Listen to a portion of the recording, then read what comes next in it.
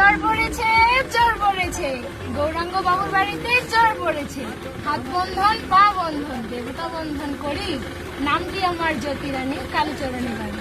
ধর গো দিদি ধর, শক্ত করে ধর, অনেক খুঁজে খুঁজে পেয়েছি তোর মনের মতো ধর। কোথা থেকে এলেন আপনি, কি বা আপনার নাম, কি বা আপনার পরিচয়?